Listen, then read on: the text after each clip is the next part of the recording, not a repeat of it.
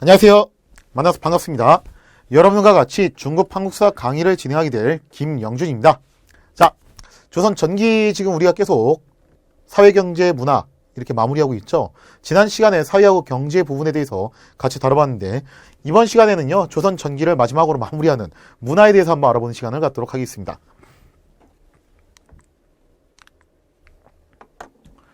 사실 조선 전기의 문화라고 하면요, 꼭 거론이 될 수밖에 없는 왕이 누구냐면은 일단 세종, 그리고 성종, 그 다음에 선조 때예요. 사실 뭐 선조 때 선조 자체가 문화가적인 일을 많이 했다기보다는 그때 이제 살인들이 집권을 하면서 살인의 시대가 확실하게 이어지기 시작하죠.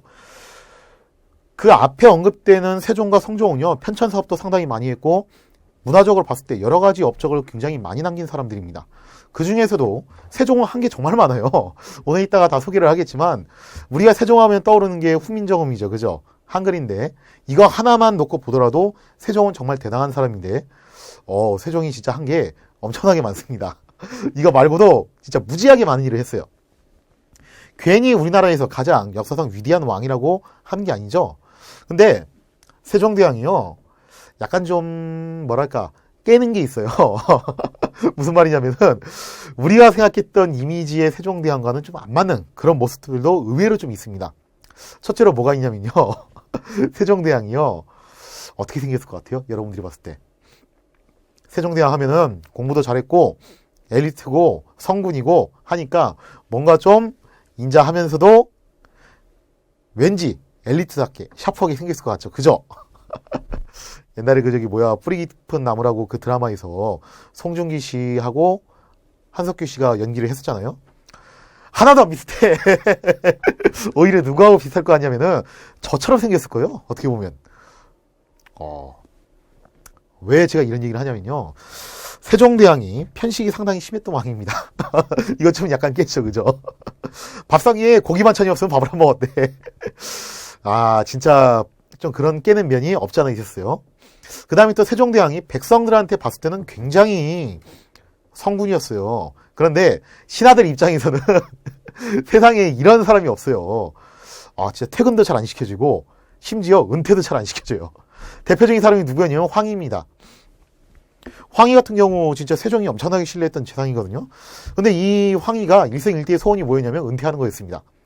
이제 나이도 먹고 이제 힘들어서 도저히 못하겠는데 전하 제발 저 좀 은퇴시켜주세요. 은퇴를 안 시켜줘요. 그걸 갖다가 그러지 말고 내 옆에 와가지고 일 좀 도와주시오. 신숙주도 되게 유명한 일화가 있죠. 집현전에서 공부할 때 진짜 밤늦게까지 공부하는 신숙주를 찾아갔더니 너무 밤늦게 공부를 하다가 집현전에서 골아 떨어진 거예요, 사람이. 그래서 그걸 보고 한편으로는 흐뭇하게 한편으로는 안쓰럽게 생각하면서 골룡포를 덮어주고 왔다라는 유명한 일화가 있죠. 아니 그러면 퇴근을 시키면 될 거 아니야. 퇴근을 안 시켜줘. 그런 것도 있고, 또 세종이 사실 한 가지 실수를 한 게 있습니다. 어떤 실수를 했냐면은 세종은 우애가 굉장히 깊었던 사람이에요. 자기의 자리를 어떻게 보면 노릴 수 있는 혹은 불평 불만을 가질 수 있는 포지션에 있는 양녕대군을 죽는 순간까지 받들어 모셨어요. 진짜 우애를 다 했단 말이에요. 그랬기 때문에 세종은요, 내가 그렇게 했으니까 당연히 내 아들들도 그렇게 하겠거니라고 좀 안일하게 생각을 했습니다. 자, 그래서 세종의 아들들은 하나같이 능력이 많았었는데 그 아들들한테 각기 역할 분담을 시켜줬어요. 그리고 이 역할 분담을 시켜준 바람에 왕자들이 파벌을 형성하게 됩니다. 그리고 결과적으로 이 파벌로 인해서 수양대군이 안평대군을 제거하고 나중에 단종과 금성대군까지 제거를 하고 권력을 찬탈하는 그런 비극이 발생하게 되죠. 자, 어쨌거나 그건 나중에 얘기고, 세종 때 이 훈민정음을 도대체 누가 창제했냐라고 하면요, 우리가 교과서적으로는 보통 집현전 학자들과 같이 창제를 했다라고 얘기를 해요. 근데 막상 훈민정음이 창제됐을 때 집현전 학자들은 별로 이걸 좋아하진 않았어요. 전하 왜 이런 걸 만드셨습니까? 하고서 따지면 따졌지 이걸 적극적으로 환영 안 했다는 겁니다. 자, 그래서 이거는 뭐 학계에서 한 얘기예요.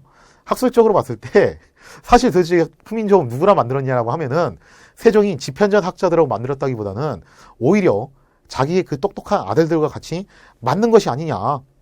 첫째인 문종도 그랬고, 수양대군, 금평대군, 금성대군, 안평대군, 광평대군 다 하나같이 똑똑했기 때문에 이 똑똑한 아들과 같이 합작을 해서 만든 것이 한글이 아니냐, 그런 이야기도 있습니다. 자, 오늘 이 시간에는요, 조선시대의 이런 문화들에 대한 이야기를 한번 같이 다뤄보도록 하겠습니다. 자, 먼저 편찬서 볼게요. 훈민정음. 제가 좀 전에 했던 얘기죠. 일단 훈민정음을 왜 만들었냐. 만들었을 때 당시 집현전에 있는 원로 학자들은 굉장히 불만을 표시를 했어요. 이미 한자가 있는데 뭐하러 한글을 만드십니까?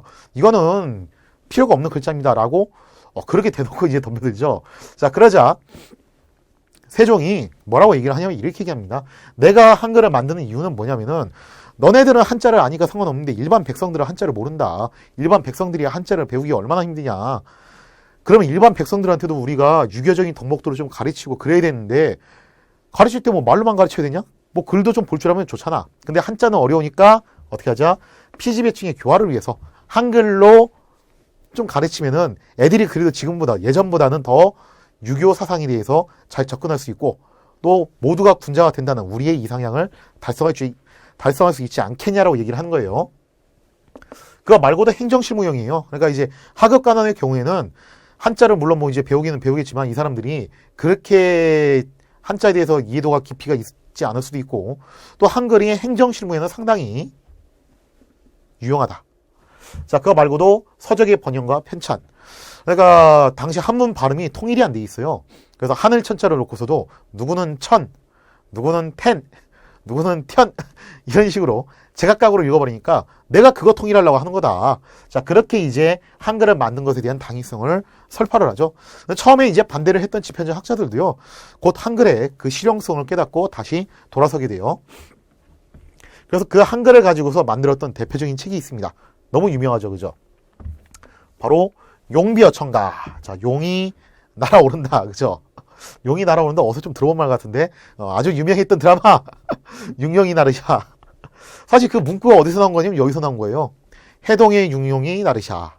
해동 융용이 뭘 말하는 거냐면은 해동은 우리나라를 말하는 거고 융용은 이 사람들을 말하는 거예요. 세종의 아버지인 태종 이방원, 그리고 그 아버지인 태조 이성계, 그리고 그 위로 4명의 조상들까지 합쳐가지고 총 6명을 융용이라고 합니다. 나르샤는 날아오르다라는 말이에요, 그게. 자, 그러면은 요거 보면 벌써 삐리 오죠? 왜 만들었겠어요? 이걸 갖다가, 그죠? 자기 그 조상들을 좀 떠받들라고, 찬양하고, 띄워주려고 만든 겁니다. 즉, 건국의 정당성과 그 정통성을 부여하기 위해서 만든 것이 용비어천가죠. 근데 한 가지 좀 특이한 게 있어요. 세종이 또 뭐도 만들었냐면은, 월인청강지곡도 후민정음으로 만들었는데, 월인청강지곡이 도대체 뭐냐? 이거 불교와 관련돼 있습니다. 이거 불교 서적도 이때 또 편찬을 해요. 그리고 이 2개의 서적은 한글로 쓰여지면서 과연 훈민정음이 얼마나 실용도가 높고 또 과학적인 글자인가를 입증하는 굉장히 좋은 근거가 됐다고 그랬죠. 자, 그 다음에 역사를 놓고 보면 크게 2개의 시기로 나눌 수 있습니다. 사실 조선전기 문화는요, 크게 봤을 때 15세기하고 16세기하고 둘로 나눌 수 있어요. 이 2개의 시대가 어떤 차이가 있냐? 15세기는 훈구파가 권력을 장악했던 시기입니다. 그리고 16세기부터 누가 등장하기 시작하냐면은 사림들이 계속 정계에 진출을 하면서 훈과 사림의 줄다리가 이어져요. 그러다가 16세기 중반 이후로 넘어가면은 확실히 누가 권력을 장악하게 되냐면 사림들이 권력을 장악하게 됩니다. 이렇게 놓고 봤을 때 15세기는 누구의 시대? 훈구의 시대고 16세기는 누구의 시대? 이때는 사림의 시대다. 이렇게 여러분들이 이해를 해두시면 될 것 같아요. 자, 훈구 집권기 15세기에는요. 대표적으로 만들어진 게 뭐냐면은 주로 고려가 무너지고 난 다음에 조선이 들어섰기 때문에 조선이 왜 들어설 수밖에 없었는가에 대한 정당성을 설파하는데 거기에 아무래도 좀 초점이 있을 수밖에 없다는 거예요. 자, 먼저 조선왕조실록. 조선왕조실록은 조선의 역사를 날짜 순으로 쓴 겁니다. 이렇게 역사를 날짜 순으로 쓴 걸 뭐라고 하냐면은 편년체라고 해요. 우리가 예전에 배웠던 삼국사기는 기전체였죠.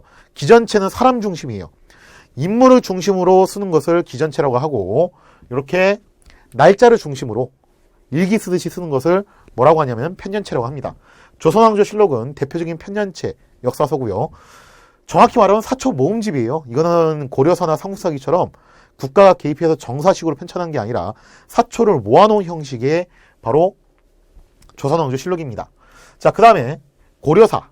자, 굉장히 중요한 게 여기서 고려사인데 고려사를 왜 만들었을까요? 사실 예전에 제가 고려시대에 잠깐 얘기한 적 있죠. 7대 실록이 있었다. 이 말은 무슨 말이냐면 고려시대에도 실록이라는 것을 편찬을 했어요. 근데 고려는 왕조실록이 아니에요.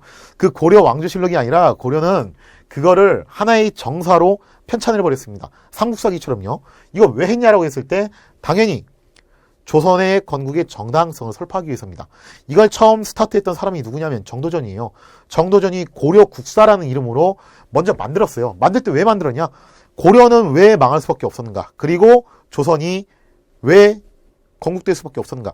그 당위성을 설명하기 위해서 만든 겁니다. 그러다 보니까 약간 조금 왜곡이 있어요, 여기에. 약간의 왜곡이 있는데 어떤 점에서 왜곡이 있냐면은 고려는 원 간섭기 이전에는 조선, 실턴, 황제라는 칭호로 썼단 말이에요. 내부적으로는. 뭐 국제 문서에는 다 왕이라고 얘기했지만 내부적으로는 황제라는 용어로 썼고 또 거기에 맞게 제도를 썼단 말이에요. 자, 정도전이 고려국사를 쓰면서 요게 고민이 됐어요. 조선은 철저하게 사대를 하기로 했기 때문에 그냥 왕이라고 부른단 말이에요. 지금도. 근데 고려는 어쨌든 간에 외교문서에는 뭐라고 썼던 간에 자기들끼리 얘기할 때, 우리 내부에서 얘기할 때는 황제란 말을 또 썼다는 겁니다. 자존심 상하잖아요. 그죠? 그래서 이 황제라는 말을 다 왕으로 바꿔버렸어요. 이런 식으로 바꿔버려서 고려 국사가 나왔는데 세종이 여기에 대해서 문제를 제기합니다. 옛날에 정도전이 만들었던 고려 국사는 이런 점에서 문제가 있다. 직설을 하지 않았다는 겁니다. 즉 왜곡을 했다는 것이 사실관계를 다르게 썼다기보다는 고지고대를 쓰지 않고 말을 좀 바꿔서 써버렸다는 거예요. 단어를 갖다가. 그러니까 이거는 좀 문제가 있지 않냐. 역사는 사실에 입각해서 해야 되는데 다시 직설을 해라라고 수정 명령을 내립니다. 그러자 신하들은 못합니다. 그러죠. 아이 전하 그렇게 하면 안 돼요. 그러면은 고려를 띄워줘야 되는데 그렇게 하시면 어떻게 하려고요. 해 못해 이렇게 옥신각신 하다가 결국에는 일단 개정이 됩니다. 그리고 개정된 것이 다시 또 몇 번 또 수정 작업을 거쳐서 최종적으로 완성된 것이 고려사예요. 자, 고려사는 어쨌거나 기전체로 만들어졌고요. 그 다음에 이 고려사를 보완하기 위해서 만든 목적으로 제작된 것이 고려사 저료예요. 이 고려사 저료는 편년체로 작성이 되고 있습니다. 그 다음에 동국통감, 이거는 성종 때 만든 것인데 흔히 말해서 이제 성종 때 3대 편찬 산업이라고 있어요. 먼저 역사서에서는 동국통감, 그리고 지리서에서는 동국여지승람, 그리고 법전으로 경국대전, 이 세 가지가 성종 때 완성이 됐는데 동국통감 이때 완성된 거예요. 이 동국통감은 당시 이제 서거정이라는 사람이 썼죠. 역사서인데 통이에요. 통이라는 것은 관통했다는 뜻인데 고조선부터 시작해서 어디까지 조선이 건국되는 그 과정에 이르기까지 전체 역사를 전부 통괄해서 썼다 해가지고 이거를 통사라고 얘기를 합니다. 자, 동국통감도 뭘로 만들어졌냐면은 편년체로 쓰여졌다. 자, 그럼 정리하면은 조선왕조실록, 고려사저료, 동국통감, 여기가 편년체고 예전에 설명드렸던 삼국사기하고 고려사가 기전체예요. 그 다음에 조선 후기에 나중에 또 설명하겠지만 기사본말체로 쓴 게 있어요. 기사본말체는 뭐냐면은 얘는 사건 중심이에요. 즉 기전체가 인물 중심이고 편년체가 시간 순서고 기사본말체는 사건 중심입니다. 사건을 중심으로 그 사건에 일어난 원인과 배경, 결과 이거를 중심으로 쓴 역사서가 있는데 그게 뭐냐면은 이긍익이 저술한 연려시기술입니다. 이거는 조선 후기에 다시 설명을 드릴게요. 자, 그 다음에 16세기가 사림의 집권기인데 16세기에는 뭐 동국사략, 그 다음에 기자실기 이런 게 들어섰는데 특히 기자실기 좀 기억을 해두십시오. 율곡 이이가 저술했죠. 동국사략도 그렇고 기자실기도 그렇고 어떤 게 좀 많이 반영이 되어 있냐면 중화사상 그리고 조나주의 이런 것들이 굉장히 반영이 되어 있습니다. 왜? 누가 집권했기 때문에 이 시대에 사림이 집권했기 때문에 자신들의 모태를 어디로 본 거냐면 중국으로 본 거예요. 그래서 중국을 중심으로 보는 그런 존화주의적인 역사관이 쓰여졌던 시대가 바로 요 16세기였다. 자, 이렇게 두 개의 시기를 구분을 해두고요. 자, 그 다음에 지도입니다. 지도에서 가장 유명한 지도가 뭐가 있냐? 바로 요 혼일강의 역대국도 지도. 이름이 되게 깁니다. 근데 뭐 어차피 여러분들 주관식은 아니니까 그죠? 시험 문제가 객관식이죠. 그냥 혼일까지만 외우세요. 혼일 어쩌고 저쩌고 지도. 자, 그렇게만 외우셔도 무방할 것 같아요. 제가 볼 때는. 태종 때 만들어졌는데 바로 요 지도예요. 이 혼일강의 역대국도 지도가 특징이 뭐냐면요. 중화사상이 반영되어 있다는 거예요. 자, 지도 볼게요. 가운데에 요 왕따시만한 크기 있죠. 이게 뭐예요? 요게 바로 중국이죠. 그 다음에 그 오른쪽에 요렇게 튀어나온 땅이 있습니다. 요게 뭘까요? 요게 바로 조선이에요. 그 다음에 아래쪽에 이렇게 토끼통처럼 있는 땅이 있어요. 요건 뭘까요? 요거는 일본입니다. 실제하고 맞아요, 안 맞아요? 안 맞죠, 그죠? 중국이 큰 건 맞는데 땅덩어리가 크긴 해요, 중국이. 근데 지도에 뭐 이건 거의 절반을 차지하잖아요. 이렇게까지 크진 않다는 거예요. 그 다음에 가만 보면은 중국 다음에 큰 데가 어디냐라고 하면 우리나라입니다. 실제로 그런가요? 아니죠. 우리나라는 영토가 되게 조그맣죠. 심지어 일본보다 작아요. 일본이 우리나라보다 영토가 더 큽니다. 한 1.5배 정도 더 크다고 그래요. 그럼 실제하고 맞지도 않을 뿐더러 중국을 세계의 중심으로 놨다는 부분에 있어서 요거는 비판이 될 수가 있어요. 그죠? 관념상의 지도지 이거는 실제하고 안 맞아. 자, 근데 우리가 그럼에도 불구하고 이 지도를 무시하면 안 되는 게 왜 그러냐면은 지도의 서쪽을 보시면요. 여기, 그 다음에 요쪽. 요게 뭘 표시한 거냐면은 인도, 중동, 아프리카, 유럽. 불안전하긴 하지만 이러한 지역들을 표시를 한 겁니다. 그러면은 쉽게 말해서 혼일강의 역대국도 지도는요. 세계 지도라는 거예요. 그리고 이 혼일강의 역대국도 지도는 동양에서 현존하는 가장 오래된 세계 지도입니다. 이게 핵심 포인트예요. 쉽게 말해서 한국, 중국, 일본 중에서 세계 지도를 누가 먼저 만들었다. 현재 발견된 거 가지고 기준으로 봤을 때 우리 조상님들, 즉 조선이 먼저 이걸 만들었다는 겁니다. 그럼 조선 사람들이 절대 우물안 개구리는 아니었다는 거예요. 그죠? 자, 그 다음에 태종 때 만들었던 지도로 팔도도가 또 있고요. 세조 때는 동국지도, 양성지라는 사람이 만들었어요. 그 다음에 16세기에 조선 방역지도, 이런 것들이 있었다. 자, 그 다음에 지리지인데요. 지도하고 지리지하고 좀 여러분들이 구분하실 필요가 있어요. 고등학교 사회 시간에 사실 지도, 지리지에 대해서 한번 배우셨을 텐데, 지도는 여러분들이 알고 계신 것처럼 이렇게 그림으로 그린 게 지도고, 지리지는 좀 정확히 말씀드리면은 무슨 가이드북 같은 거예요. 그러니까 왜 우리도 보면은 예를 들자면은 강원도로 간다. 그럼 강원도 지도가 있고 강원도 관광 가이드북이 있죠. 그죠? 여기 가면 뭐가 특산품이 있고 어디가 볼 게 있고 그죠? 어느 쪽이 경치가 좋고 이런 것을 갖다가 서술을 한 것이 바로 지리지예요. 그래서 지리지하고 지도는 여러분들이 이거 좀 구분하셔야 돼요. 자, 지리지 중에서 가장 대표적인 것은 세종실록 지리지입니다. 그러니까 이때 처음에 이제 만들었던 지리지가 뭐였냐면은 신찬 팔도 지리지예요. 신찬 팔도 지리지를 만들어 놓고 그걸 기반으로 해가지고 세종실록 지리지가 나왔습니다. 그 다음에 나중에 이게 또 성종 때 가서 팔도 지리지가 또 완성이 돼요. 기존에 있던 신찬 팔도 지리지를 기반으로. 그리고 그 팔도 지리지가 어디에 또 들어가냐면은 동국여지 승람이 들어갑니다. 그러니까 팔도 지리지라는 거는 현재 남아있는 게 경상도 쪽밖에 남아있지 않아요. 그래서 구체적으로 전반적인 모습이 어땠는지 알 수 없지만 그 지리지가 어느 쪽에 기본 베이스가 되냐면은 동국여지 승람이 제작되는데 기본 베이스로 작용을 하게 됩니다. 여기서 여러분들이 헷갈리시면 안 되는 게 팔도도하고 팔도 지리지하고는 전혀 별개입니다. 팔도도는 지도고 팔도 지리지는 그거는 지리지다. 자, 그러면 동국여지 승람 굉장히 중요한 건데 성종의 3대 편찬 사업 중 하나라고 했죠. 동국여지 승람은 지리지고 지리지기 때문에 주로 어떤 거를 위해서 만든 거냐면은 지역의 통치를 위해서 만든 겁니다. 그래서 이 지역은 특산품이 뭐고 이 지역을 가려면 교통로는 어떻게 돼 있고 환경은 어떻고 풍습은 어떻고 그런 식으로 서술한 것이 바로 지리지고 이 동국여지 승람이 가장 대표적이라는 거죠. 그 동국여지 승람의 업그레이드판이 뭐냐면은 신증 동국여지 승람 중종 때 만들었다. 이렇게 기억을 해주시기 바랍니다.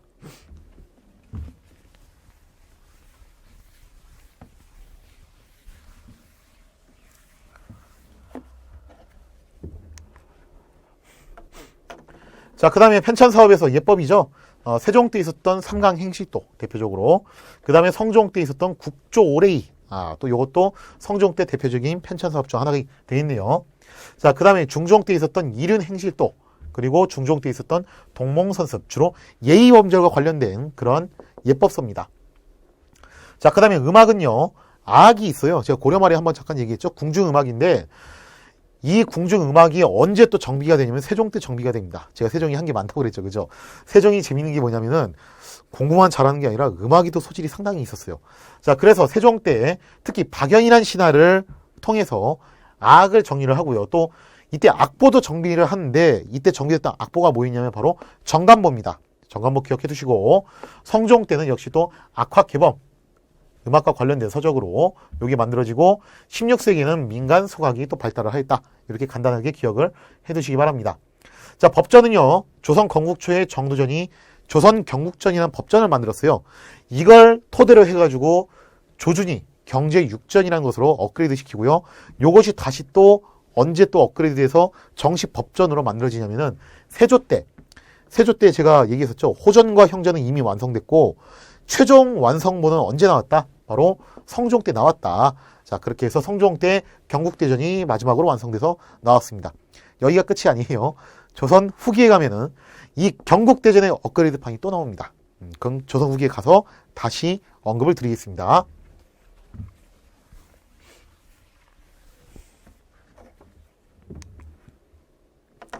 자, 그 다음에 교육기관인데 성균관은 뭐 두말하면 입 아프죠, 그죠? 조선 최고의 교육기관이에요. 진사와 세원이 입학하여 학문을 익히는데 진사와 세원이 도대체 뭐냐? 진사와 세원은 그겁니다. 과거 시험에서 속과를 합격했어요. 그래서 주로 문장 쪽으로 합격을 했으면 진사가 되는 거고 시문으로 합격을 했으면 세원이 되는 겁니다. 자, 이렇게 해가지고 진사와 세원을 뽑는 건데 진사와 세원 자체가 벼슬은 아니에요. 근데 일단 속과를 합격했다라는 그 증표로서 뭔가 마을에서 좀 동네에서 위세를 좀 부릴 수 있는 사람들이죠. 그리고 이 진사와 세원한테는 어떤 권한이 주어지냐면은 성균관에 입학할 수 있는 권한이 주어집니다. 성균관을 나온 다음에 대과를 봐가지고 다시 또 관직으로 들어가는 거예요. 자, 그러면 성균관은 결국 대과로 들어가기 전에 앞서서 거치는 하나의 관문이자 최고 교육기관을 볼 수 있는데 물론 성균관 나오지 않고 대과를 바로 볼 수는 있었습니다. 그러나 성균관을 거치는 것이 가장 최고의 엘리트 코스였다는 거예요. 자, 그 다음에 중앙에는 또 뭐가 있었냐면 중등교육기관이라고 할 수 있는 사부학당이 있었습니다. 흔히 뭐 이제 사학이라고 하는데 근데 뭐 중등교육기관이라고 하지만 오늘날의 중학교라기보다는 좀 고등학교에 해당하는 느낌이 좀 있고요. 그 다음에 지방에는 뭐가 있었냐? 향교가 있었어요. 공립학교는 향교가 있었고 여기는 중등교육기관이었는데 중요한 건 뭐냐면은 부목군연에 한 개씩 있었다는 겁니다. 부목군연에 한 개씩 있었다. 그럼 이거 가지고 수요가 다 충당이 안 되겠죠, 그죠? 뭐 솔직히 향교에 들어갈 정도면은 그래도 좀 사는 집이 들어가는 거고 그러면은 일반적으로는 누가 많이 일반인들은 어느 쪽으로 많이 들어가게 되냐면은 아무래도 서당으로 들어가게 됩니다. 하늘천 따라지. 신라 구서당하고 헷갈리시면 안 돼요. 신라 구서당은 군사 조직이고 조선시대의 서당은 지방의 초등교육기관입니다. 자, 그 다음에 서원이 있었는데 이것도 역시 사립인데요. 지방에 있는데 이거는 중고등교육기관으로 일단 서원의 구조는 이래요. 기본적으로 제사를 지내는 사당이 있습니다. 원래 이 목적으로 만들었죠, 그죠? 그리고 여기서 플러스 알파로 교육을 시키는 강당이 있어요. 그리고 여기에 오는 사람들은 좀 있는 집 사람들이에요. 그리고 멀리서 오는 경우가 있기 때문에 동제와 서제라고 불리는 기숙사가 설치가 돼 있어요. 그래서 이렇게 배치가 되어 있는 것이 서원이고 서원 중에서 가장 대표적인 서원이 뭐가 있냐? 도산서원 그리고 옥산서원이 있는데 도산서원의 경우 누구와 관련이 있냐면은 그 유명한 태계 이황과 관련이 있습니다. 참고로 1,000원짜리 있죠? 1,000원짜리 앞면에 있는 사람이 바로 태계 이황이에요. 그리고 뒷면에 있는 사람이 사람이 아니지 뒷면에 있는 배경이 뭐냐면은 그게 바로 도산서원입니다. 자, 여러분들 이거 좀 알아두세요.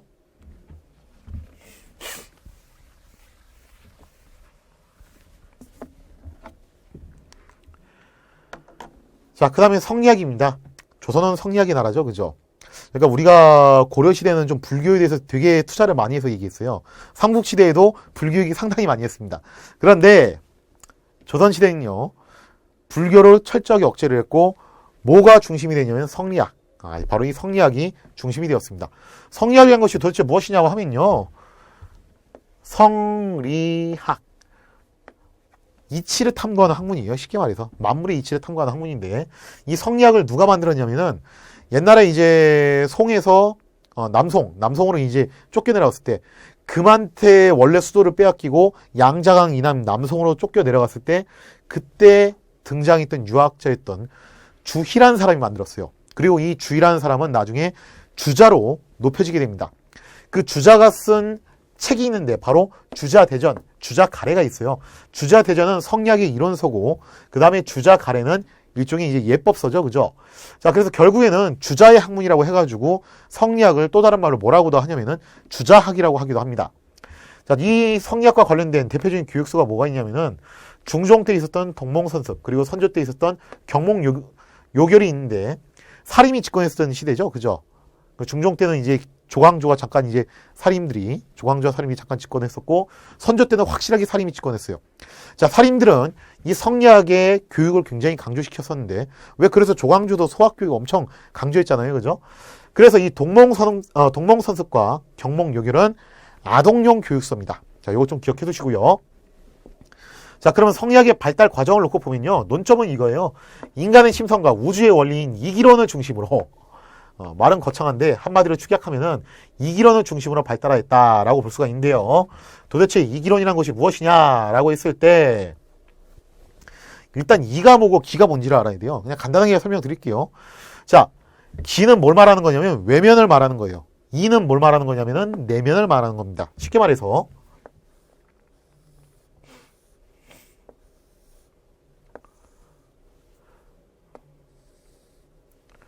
요렇게 그릇이 있어요.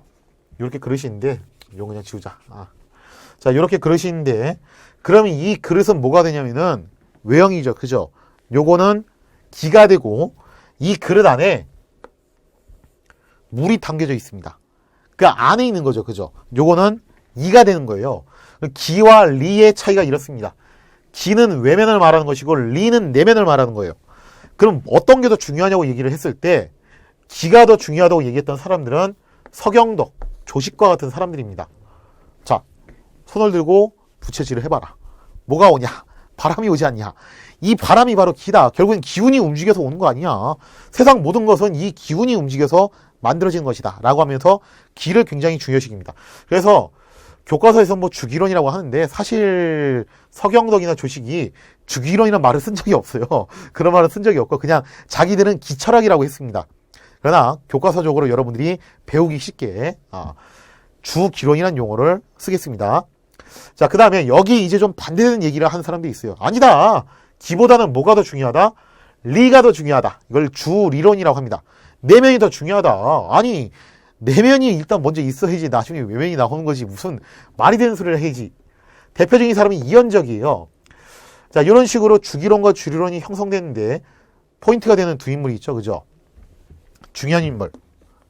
아까 전에 말씀드린 1,000원짜리의 주인공. 바로 태계 이황 선생.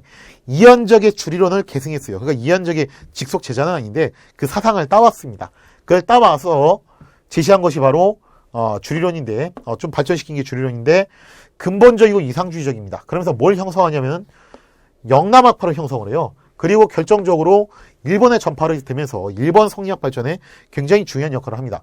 그러니까 재밌는 게 뭐냐면요. 조식은 분명히 주기론을 얘기했던 사람이고 이황은 주리론을 얘기했던 사람인데 두 사람의 제자들이 뭘 만들어요? 같은 동인을 만들죠. 이걸 보면 알 수 있어. 나중에 동인은 쪼개지겠구나. 실제로 쪼개지죠. 그죠? 조식의 제자들이 북인이 되고 이황의 제자들이 남인이 됩니다. 이게 결코 우연은 아니에요. 이황은 이 주기론을 이렇게 비판합니다. 이렇게 얘기를 해요. 말이 있고 그 말 위에 올라탄 사람이 있다. 그러면은 말이 기고 사람이 리라고 봤을 때 말이 사람을 끌고 가는 거냐? 아니지 않냐. 사람이 말을 타고 가는 거다. 즉 내면이 먼저 잘 갖춰져 있어야지 외형이 잘 잡히는 거지. 무슨 외형만 잘 잡는다고 내면이 잘 되냐. 그건 말도 안 되는 소리다. 라고 하면서 비판을 합니다. 그리고 이황은요. 그 저술서 중에서 주자서 절에도 있지만 중요한 게 바로 이 성학십도예요. 이 성학십도는 당시 이제 왕에게 바친 책인데 성리학에 대한 이론을 이해하기 쉽게 태계 이황이 풀어서 쓴 겁니다. 근데 이 이황은요. 왕과 신하의 관계를 이렇게 봤어요. 왕은 이미 완성된 군자예요. 그렇기 때문에 자기 스스로 열심히 수양만 하면 됩니다. 그래서 이황이 직접 왕을 가르치기보다는 제가 이런 책을 지었으니까 이 책을 보시고 어떻게 하십시오? 하고 싶은 대로 하십시오. 그죠? 이미 전하께서는 완성되신 군자이신데 제가 어찌 감히 이렇쿵저렇쿵 하겠습니까?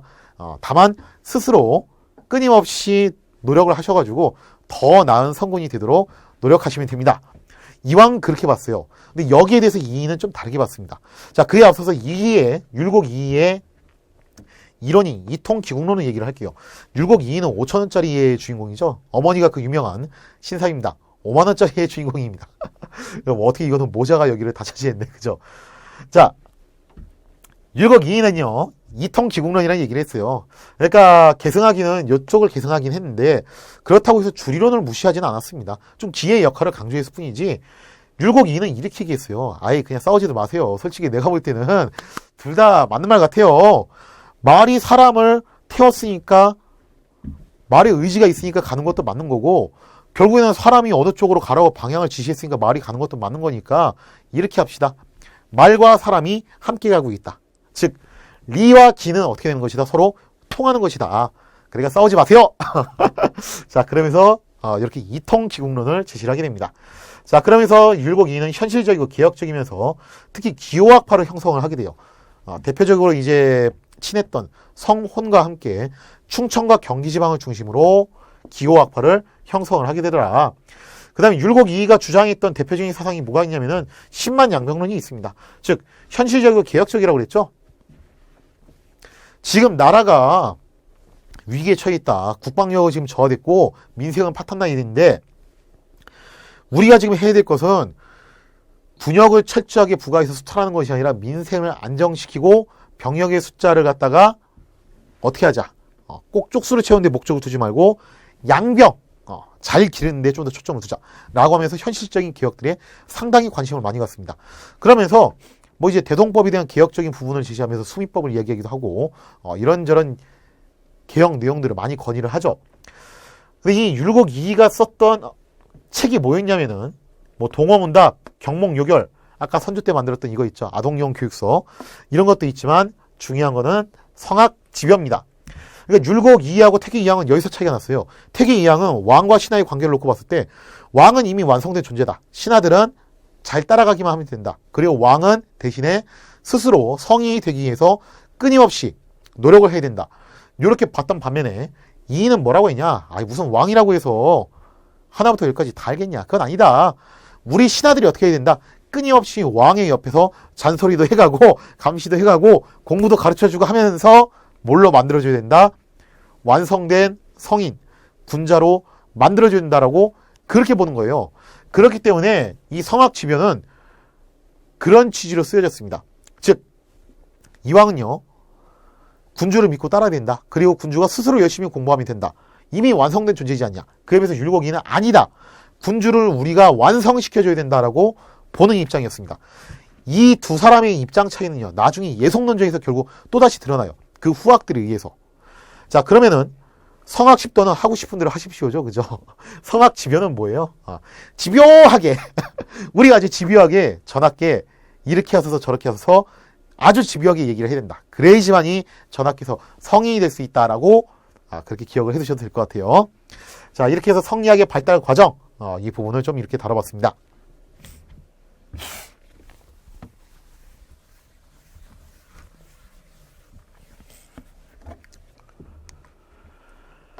자, 그 다음에 불교와 도교 풍수지리입니다.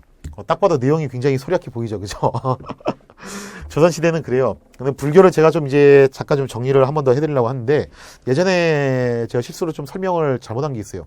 너무 시험하고는 크게 관련은 없는데, 그래서 잘못된 지식을 전해주면 안 되니까, 한 번 더 좀 정리한 차원에서 옛날에 제가 좀 잘못 알려준 거 좀 시정을 하겠습니다. 여기서.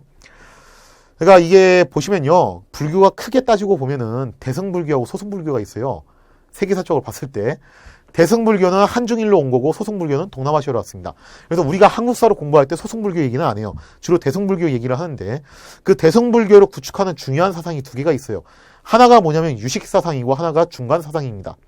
사실 유식사상이나 중간사상이나 어떻게 보면 도친이 개친이에요. 그게 크게 다른 얘기는 아닌데 좀 방법론에서 차이가 있는 겁니다. 그러니까 유식사상이나 중간사상이나 전부 마음에서 모든 번뇌와 고민이 비롯된다. 그러니까 마음을 다스려야 된다. 이런 쪽으로 귀결되긴 하지만 거기까지 이르는 과정과 그 방법이 좀 약간 차이가 있어요. 근데 뭐 여러분들한테 유식사상이 뭐냐, 중간사상이 뭐냐 이런 식으로 시험 문제는 안 나오니까 이건 간단하게 말아두시고요.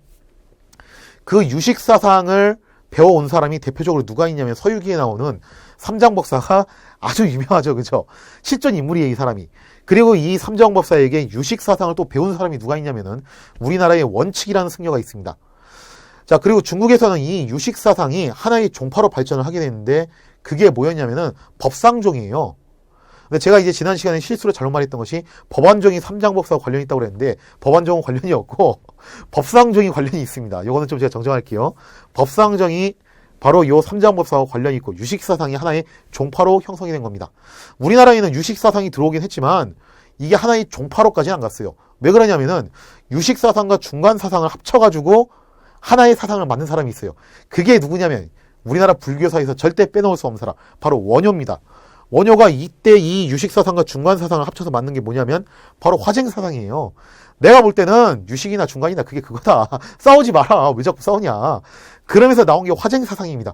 우리나라에서는 이미 이걸로 얘기가 끝났기 때문에 더 이상 뭐 유식사상만 가지고서 별도의 종파가 나오진 않아요. 우리나라 불교 발전에 굉장히 큰 영향을 끼치긴 했지만 별도 종파까지는 가지 않습니다.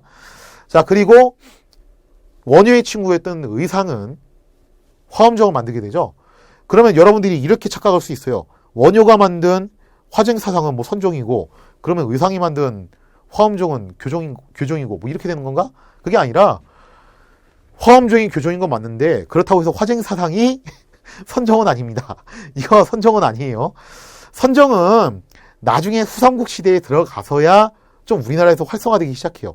그 이전에는 선종이 그렇게 큰 영향을 끼치진 않습니다. 자, 그런데 우리나라 후삼국 시대에 중국도 똑같은 혼란기였어요. 그때가 이제 당이 멸망을 하고 송이란 나라가 새로 들어서는 과정이 있었는데 이 과정의 기간을 뭐라고 하냐면은 5대 십국시대라고 얘기를 합니다. 그때 굉장히 발전했던 선종이 있었는데 그게 뭐냐면은 법안종이에요. 법안종. 그러니까 법상종하고 법안종하고 단어에도 진짜 단어 차이라 가지고 저도 순간적으로 헷갈렸습니다.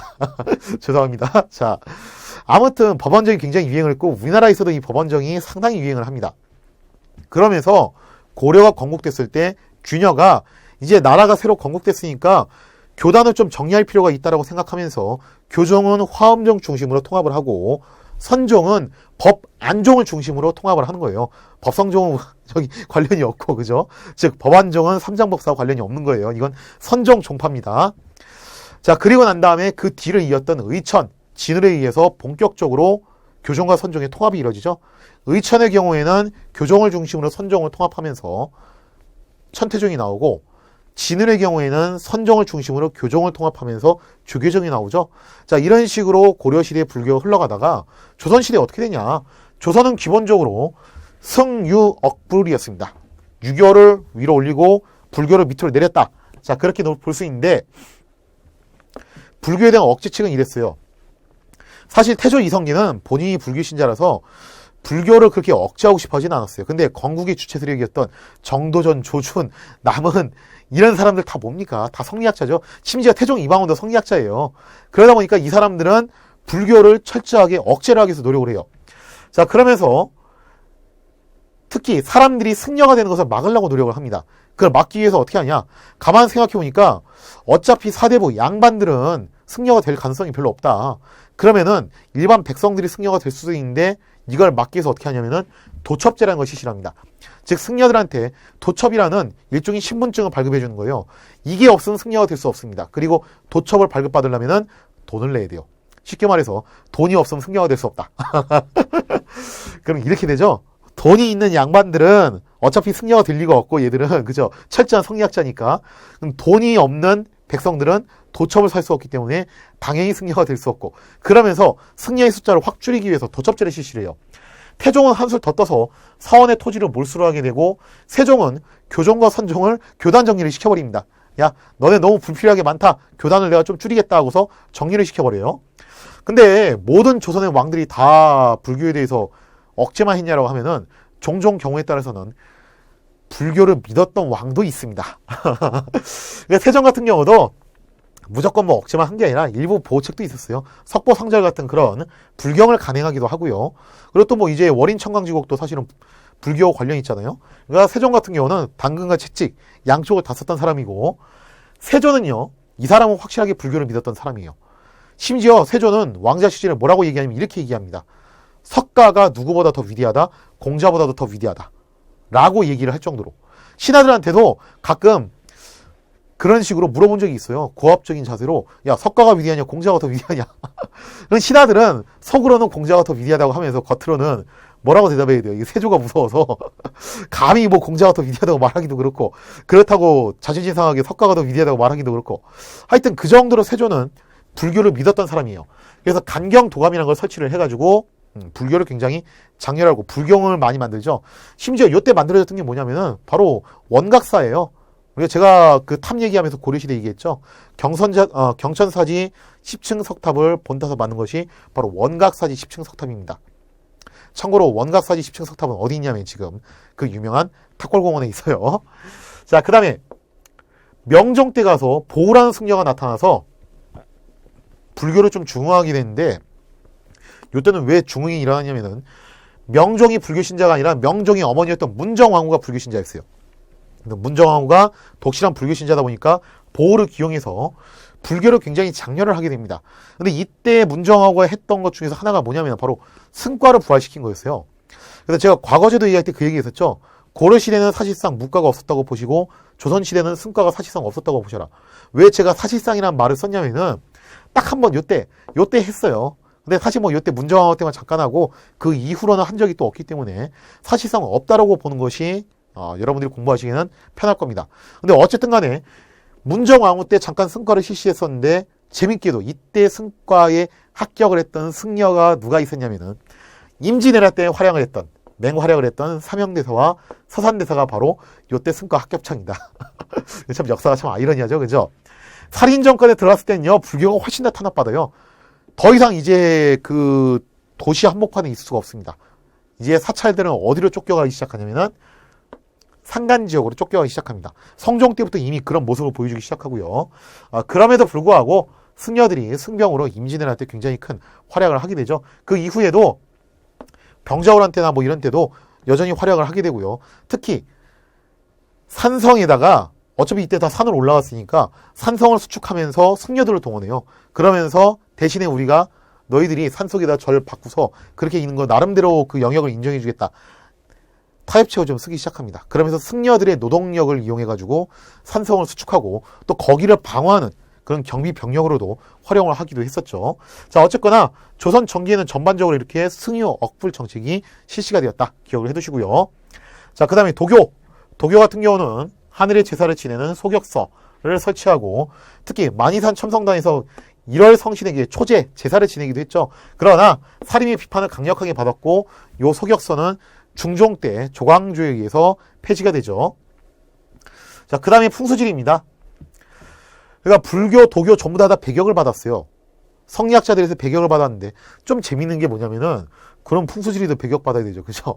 근데 희한하게 풍수지리는 또 좋아했어. 이유가 있습니다. 그게 일단 풍수지리는 어디에도 영향을 미쳤냐면은 수도를 정하는데 한양천도 문제에서 결정적인 영향을 미치게 됩니다.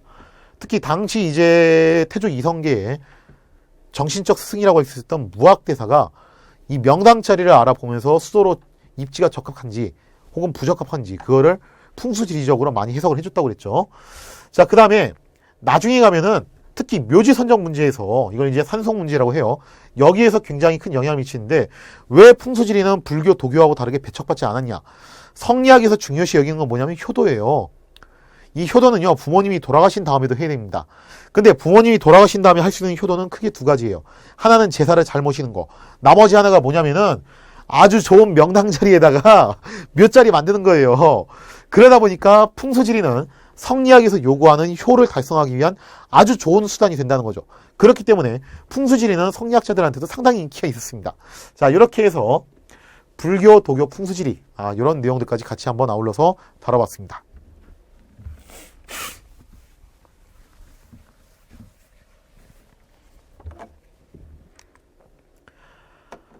자, 그 다음에 이제 과학기술 쪽으로 넘어가서 천문학입니다. 자, 천문학 굉장히 중요하죠. 왜 천문학이 중요한지는 삼국시대부터 제가 누차 얘기했어요.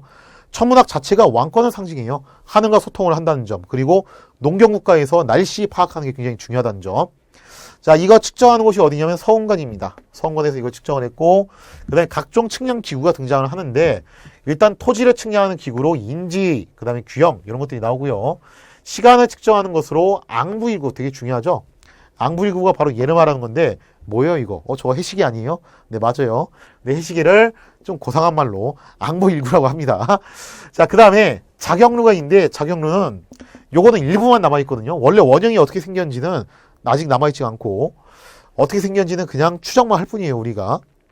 이 자격루는 물자동시계입니다.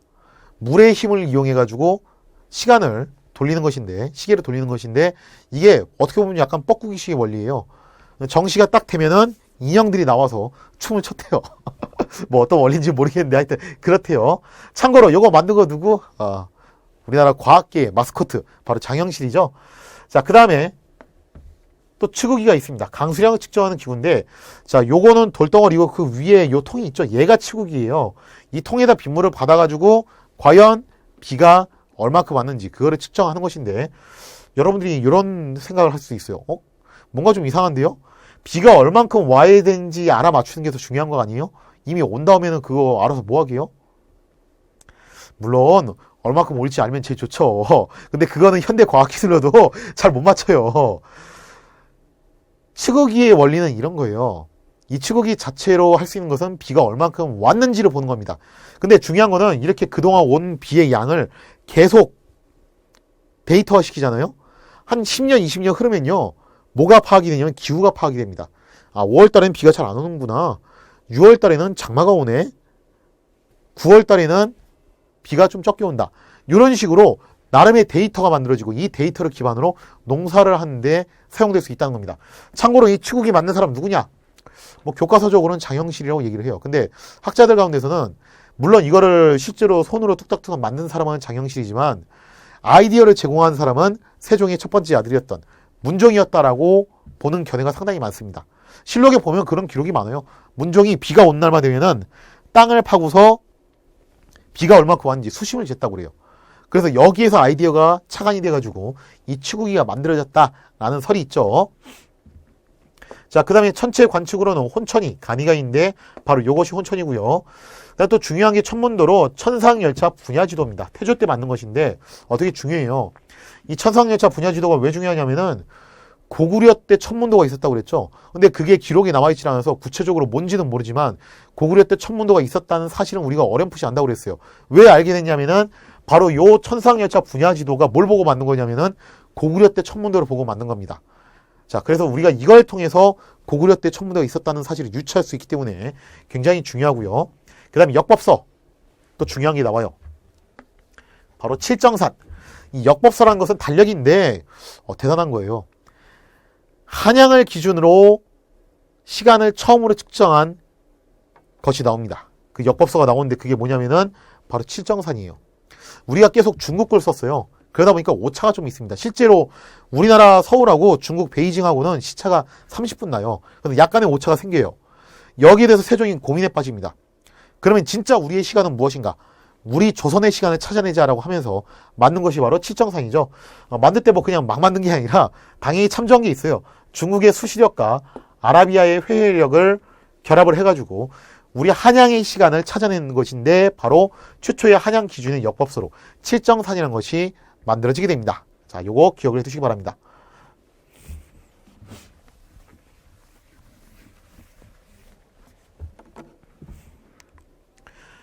자, 그 다음에 의학과 인쇄술, 군사기술인데, 자, 의학을 놓고 보시면은, 먼저 세종 때 향약 집성방이라는 게 있죠? 의학서적으로 요게 만들어지는데, 뭔가 기억이 날 듯 말 듯 하죠, 그죠? 고려시대에 뭐 있었어요? 고려시대에 향약 구급방이 있었죠, 그죠? 고려는 구급방이고, 세종 때는, 조선 때는 집성방이에요. 헷갈리시면 안 되는데, 요렇게 구분을 하세요. 구급방에는 구자에 기역자가 들어가죠, 그죠? 고려도 기역자가 들어가죠. 요렇게 포인트를 잡고 집성방에는 이 지읒자가 들어가죠. 조선에도 지읒자가 들어가죠. 그죠? 요렇게 포인트를 잡아 두십시오. 그래서 구급방은 기역이 들어가니까 고려, 집성방은 지읒이 들어가니까 조선. 요 차이 기억해 두시고요. 그 다음에 이제 의학 백과사전으로 의방 유치 이런 것도 있었다. 그 다음에 인쇄술로는 활자를 계량하는 주자소가 있었고 종이를 제작하는 조지서가 있었습니다. 그리고 활자를 좀 기억해 두셔야 되는데 세종 때 갑인자, 태종 때 개미자가 만들어져요. 근데 가끔 이거 가지고 시험 문제가 나와요. 그러니까 개미자를 언제 만들었냐, 갑인자를 언제 만들었냐, 이런 식으로 물어본다기보다는 태종에 대한 인문 설명을 딱 해줍니다. 뭐 이 사람은 1차 왕자의 난에 이렇게 해서 정권을 잡았고, 어쩌고저쩌고 쭉 이렇게 설명을 해줘요.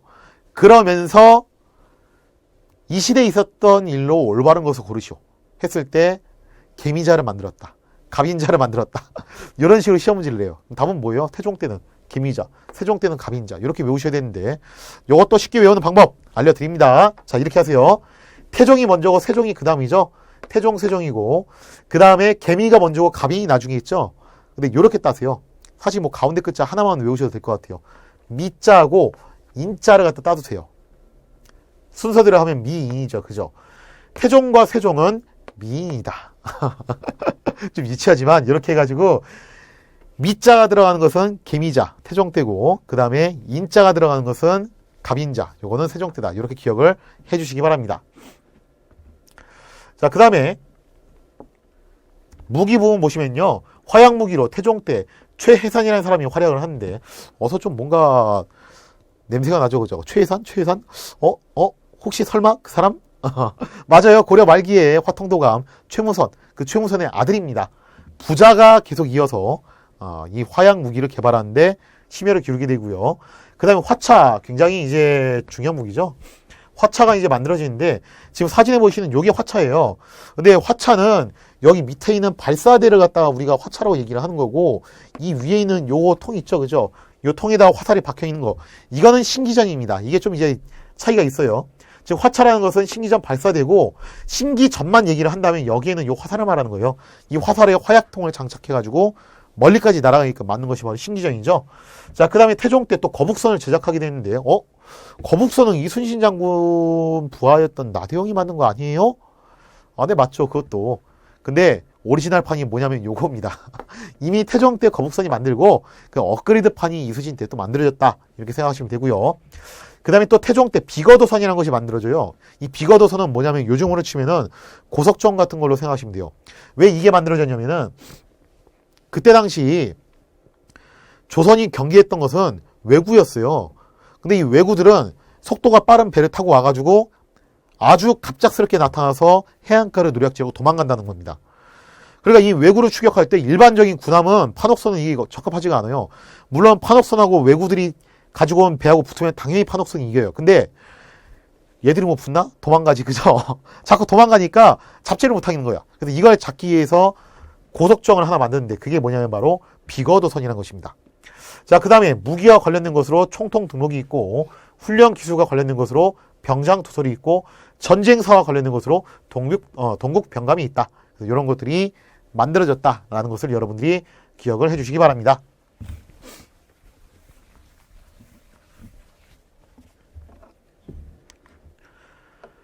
자, 그 다음에 문학과 공예, 글씨인데요. 역시 15세기하고 16세기를 나눠서 설명을 드리겠습니다. 15세기는 누구의 시대? 훈구의 시대. 16세기는 누구의 시대? 사림의 시대. 자, 볼게요. 먼저 15세기의 문학은요, 악장문학이라고 해요. 주로 이제 궁중과 관련된 그런 궁중문학이라고 보실 수 있는데, 대표적으로 용비어천가가 있죠, 그죠?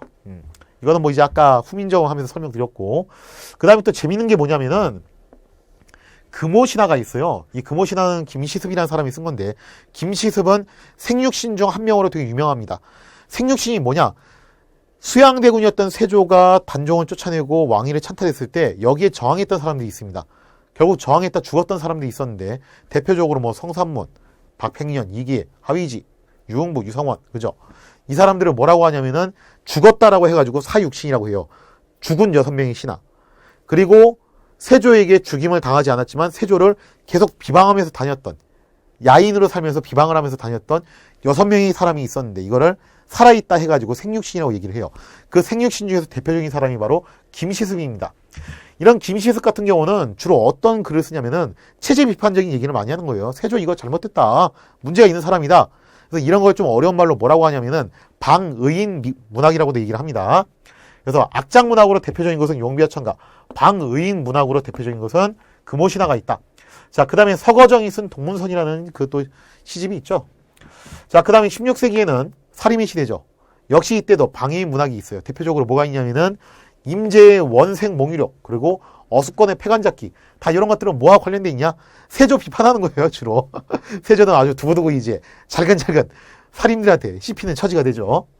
자, 그 다음에 아주 유명하죠, 그죠? 국어 시간에 여러분들을 악몽의 도가니로 넣었던 악몽의 도가니로 넣었던 정철, 그죠? 정철이 또 정치인뿐만 아니라 아주 유능한 또 시인이죠, 그죠? 그래서 관동별곡. 그 다음에 또 여자 시인이죠, 여류시인. 당시 기생이었지만 굉장히 시화에 능했던, 시조에 능했던 황진이, 이런 사람들 기억해 두시고요. 공예품은 도자기예요. 조선 전기에 유행했던 도자기가 무엇이냐? 고려시대는 상감청자였죠. 조선 전기에는 바로 요 분청사기입니다. 이 분청사기는 특징이 뭐냐면은 유약을 발라서 구웠다는 거예요. 그래서 여러분들이 이거 꼭 포인트 잡아두시고요. 그 다음에 16세기에 유행했던 도자기는 백자입니다. 이제 조선시대로 가면 슬슬 백자가 나오기 시작하는데 요 백자는 순백자예요. 보니까 아무것도 없어요. 여기에 아무것도 없고 완전히 새하예요. 뭐를 상징하는 거냐면 선비. 선비 중에서도 누구? 사림을 상징합니다. 우리 사림은 훈구하고 달라. 아주 고고하고 깨끗한 사람들이야. 그거를 강조하기 위해서 이렇게 좋아했다고 하죠. 순백자를. 자, 이렇게 15세기 분청사기, 16세기 순백자 기억해 두시고요. 글씨 명필가 누가 있었냐? 세종의 아들이었던 안평대군. 글씨 굉장히 잘 썼던 사람이죠. 이 안평대군 같은 경우 숭례문에 그 현판을 썼던 것으로도 또 상당히 굉장히 유명해요. 16세기엔 누가 유명했냐면은 한호라는 사람이 유명했어요. 한호가 도대체 누구야? 한호가 누구냐면은 한석봉이에요, 바로. 우리가 이제 한석봉 하는데 석봉은 별명이고 본명은 한호입니다. 참고로 한호가 활동했던 시기가 선조 때예요. 그리고 선조도 그렇게 명필이었다고 그래요.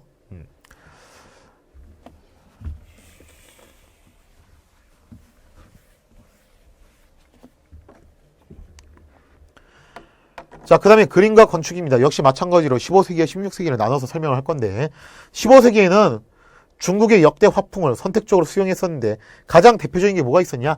안경이 그렸던 몽유도원도. 굉장히 몽환적인 분위기가 나는 그림이죠. 참고로 이 몽유도원도를 누구의 부탁으로 그리게 됐냐면은 안평대군의 요청으로 그렸다고 그래요. 그 다음에 강희안이라는 사람이 그렸던 고사관수도. 이런 것들이 있고요. 16세기에는 사림의 시대죠. 뭐가 유행하냐면 고고한 것들, 사군자 이런 것들이 유행을 합니다. 뭐 대표적으로 신사임당이 그렸던 것으로 알려진 초충도, 그 다음에 이정이 그린 것으로 알려진 목죽도 이런 것들이 있고요. 건축은요 아무래도 건국 초기다 보니까 주로 궁궐이나 성곽이 좀 많아요. 관청 건물 이런 것들이 많고 사찰도 있긴 있습니다. 무유사 극락전 이게 어디에 있냐면 강진에 있어요. 강진에 있는 게 뭐냐면은 일단 도자기 제작한 곳이 있고 도요지가 있고요. 그 다음에 무유사 극락전이 있죠. 그 다음에 또 뭐가 있어요? 요새의 백년결사. 그게 여기서 강진에서 일어났고, 그 다음에 또 강진과 관련된 것 중에서 중요한 게 뭐가 있냐면은, 나중에 다산 정약용이 귀향을 가서 머물렀던 다산초당이 또 여기 있습니다. 그래서 강진 같은 경우는 이런 것들은 묶어가지고 시대 통갈 문제로 나올 확률이 높으니까 꼭 기억해 두시고요. 해인사 장경판전 되게 중요하죠. 그죠? 제가 얘기했어요. 해인사는 고려시대에 만들어진 절이지만 장경판전은 언제 만들어졌다? 이건 조선시대에 만들어졌다. 그리고 장경판전에 뭐가 보관되었다? 8만 대장경이 보관되었다. 자, 그 다음에 탑은 원각사지 10층 석탑 세조가 만들었다고 했죠. 16세기는요 사림의 시대죠. 서원이 굉장히 많이 만들어집니다. 대표적으로 뭐 옥산서원, 도산서원인데 이 서원이 제작됐을 때 그 양식은 가람 양식인데 가람 양식은 뭐냐면은 불교 사찰 양식이에요. 그 건축 양식을 따와서 서원에 도입을 했다고 그러죠. 자, 그 다음에 뭐 또 정자, 뭐 서림들 이제 자기들 뭐 이제 바람 좀 쐬면서 술도 마시고 정치 얘기도 하고 문장도 쓰고 뭐 그런 곳이겠죠. 그죠? 자, 그래서 담양의 소세원, 그리고 성상별곡의 배경이 됐던 서경정, 여기를 기억을 해 두시기 바랍니다.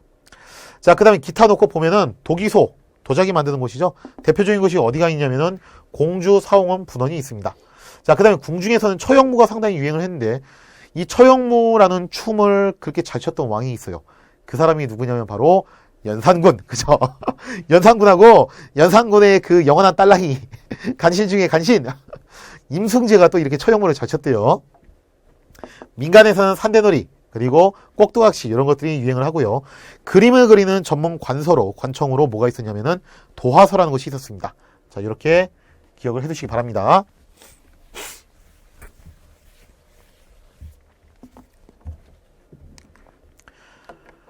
자, 그럼 핵심 정리 한번 해보도록 하겠습니다.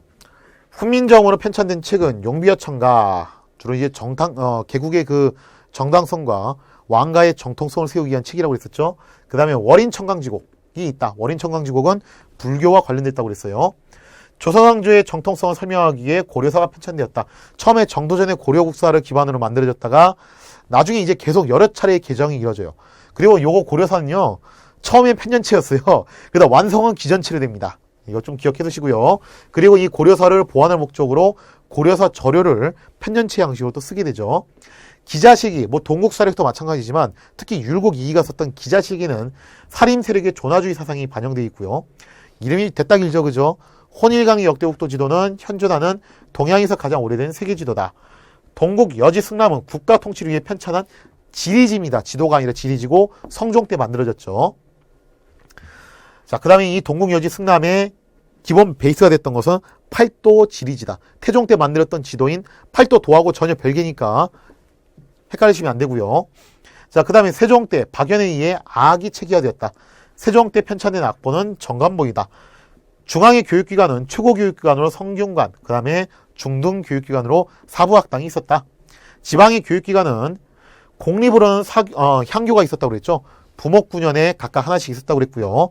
그 다음에 사립으로는 서당이 있었고, 그 다음에 중고등 교육기관으로 서원이 있었습니다. 서원 중에서 가장 대표적인 서원 뭐 있다고 그랬죠? 도산서원, 옥산서원.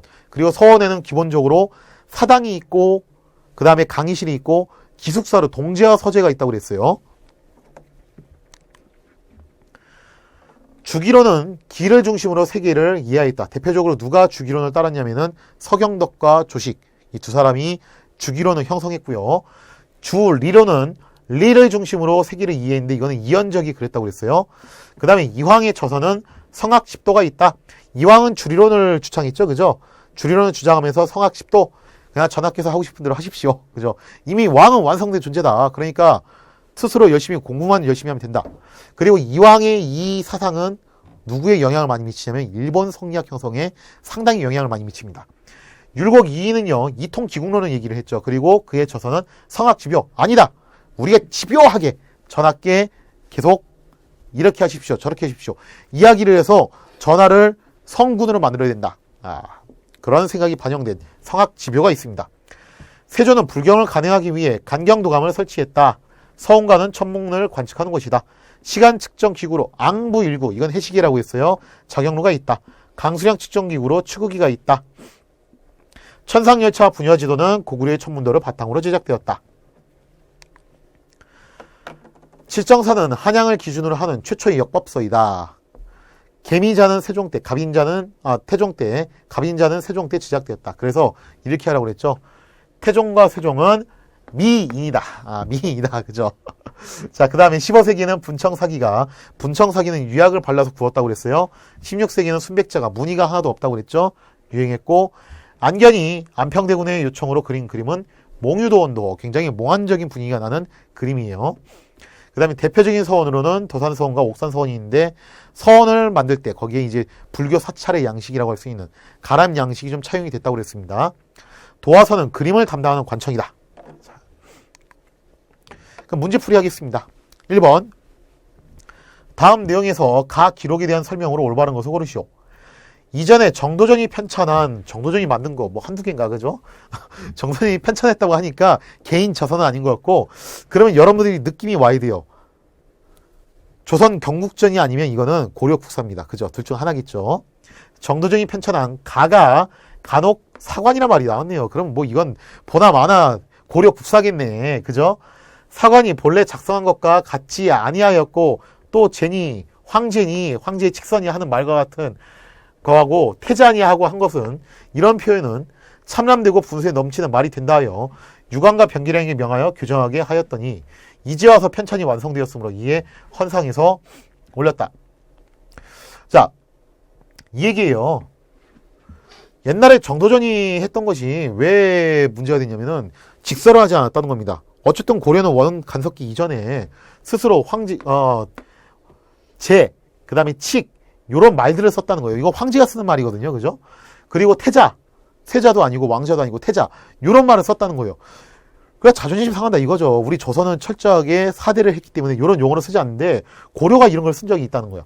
그러니까 정도전이 어떻게 바뀌었어요, 이거를? 그냥 다 뜯어 고친 거예요. 이런 말들을 조선식으로 다 바꿔버린 겁니다. 태자를 왕자로, 이런 식으로. 그 다음에 뭐 제나 칙을 갖다 그냥 교서, 왕명, 이런 식으로 다 바꿔버렸어요. 그러자 세종이 뭐라고 한 거예요. 이거 좀 문제가 있지 않냐. 그러지 말고 그냥 원래 있던 대로 써라. 그랬더니 신하들은 못하겠습니다. 못하겠습니다. 이러면서 옥신각신하면서 개정이 참 여러 번 돼요. 결국 이 가기록은 고려국사를 말하는 것이고, 궁극적으로는 어디로 연결이 되냐면 고려사로 연결이 되는 겁니다. 자, 그러면 이 가기록에 대한 설명으로 올바른 거 한번 골라볼게요. 1번. 현존하는 동양에서 가장 오래된 세계지도다. 이거 뭐예요? 혼인강의 역대 국토 지도죠. 그죠? 아니고 2번 기사본말체 형식. 제가 아까 잠깐 설명했죠. 조선 후기의 역사서였던 연려시 기술이 기사본말체 형식이라고 했어요. 아니고 3번 조선왕조의 정통성을 내세우기 위해 제작됐다. 맞죠? 그죠? 그러니까 이런 것들이 문제가 된 거 아니겠어요? 그죠? 고려는 썼는데 우리는 못 쓰고 그렇다고 역사에 그대로 기록하자니 자존심 상하고 자, 그래서 조선왕조의 정통성을 내세우기 위해서 고려가 왜 멸망할 수밖에 없었는가, 그거를 당위성을 설명하기 위해서 정도전이 고려 국사를 만들게 되었고, 요걸 기반으로 몇 차례 수정을 거쳐서 고려사가 최종적으로 완성이 됩니다. 4번에 사림의 존화주의 의식이 반영된 역사서이다. 동국사력과 이이가 저술했던 기자시기가 여기에 해당되죠. 아니고 고조선에서 고려 말까지 역사를 서술한 편년체 통사예요. 이건 뭐예요? 동국통감이죠. 그죠? 자, 그러면은 가기록에 대한 설명으로 올바른 거 뭐겠습니까? 답은 3번이 되겠습니다.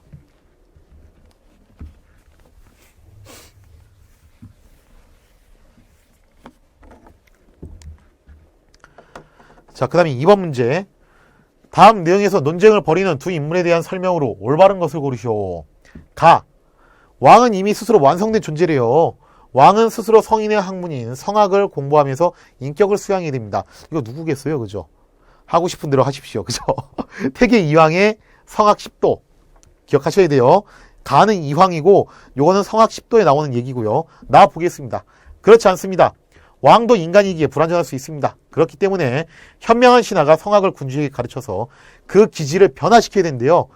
그렇지 않습니다. 이렇게 하소서 저렇게 하소서 집요하게, 아주 집요하게 얘기를 해야 된다. 율곡이의 성학 집요라는 거 알 수 있겠죠. 그죠? 그럼 가는 태계 이황이고 나는 율곡이입니다. 볼게요. 가. 1번에 가. 태계 이황의 주요 저술서로 성학 집요가 있다. 아니죠. 성학 집요가 아니라 성학 10도예요. 2번. 가. 태계 이황은 일본 성리학 발전에 영향을 주었다. 라고 했었죠. 제가 아까 전에. 여기에 맞는 말이고. 3번. 가. 태계 이황은 10만 양병론을 주장했다. 10만 양병론 누가 주장했어요? 율곡이가 주장했죠. 좀 더 현실적인 감각이 있었던 것은 율곡이라고 그랬어요. 그리고 이상적인 생각을 많이 했던 것이 태계 이황이라고 했고, 그 다음에 4번에 나. 율곡이는 영남학파를 형성한 게 아니라 기호학파를 형성했고요. 5번에 나. 율곡이는 후학들이 동인을 결성한 게 아니라 서인을 결성했죠. 동인을 결성한 것은 태계 이황의 제자와 남명 조식의 제자들입니다. 자, 그러면 2번에서 맞는 것은 뭐겠습니까? 답은 2번이 되겠습니다.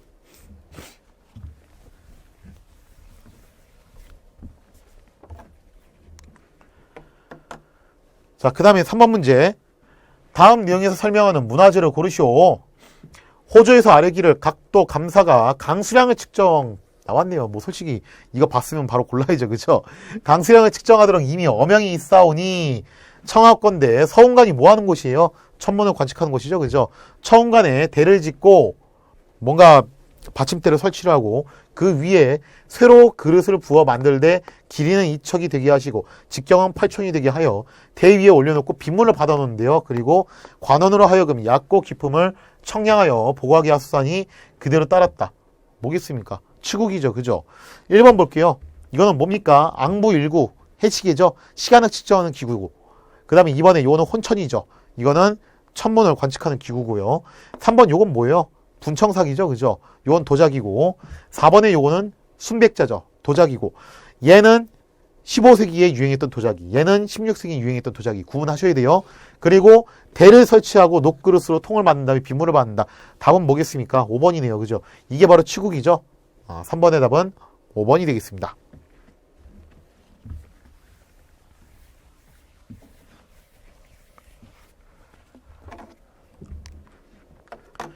자, 이렇게 해서 24강 조선의 문화까지 전부 끝마쳤습니다. 이렇게 해가지고 조선시대의 역사적 흐름하고 사회경제 문화를 전부 다 아울러서 다뤄봤어요. 이제 양란 이후에 어떻게 진행된지 우리가 좀 봐야 되죠. 저희가 어디까지 스토리를 진행했냐면은 효종의 북벌까지 얘기를 했어요. 그리고 난 다음에 과연 조선시대의 후기에는 어떤 일들이 발생하는 것인가. 자, 먼저 다뤄야 될 것은 붕당정치의 변화입니다. 기본적으로 계속 붕당정치 시스템이 가다가 이 붕당정치 시스템이 삐끗하면서 엄청난 피바람이 불게 됩니다. 자, 과연 조선 후기에 어떤 일들이 있었는가. 그 이야기는 다음 시간에 같이 다뤄보도록 하겠습니다. 이 시간 강의 마치도록 하겠습니다. 감사합니다.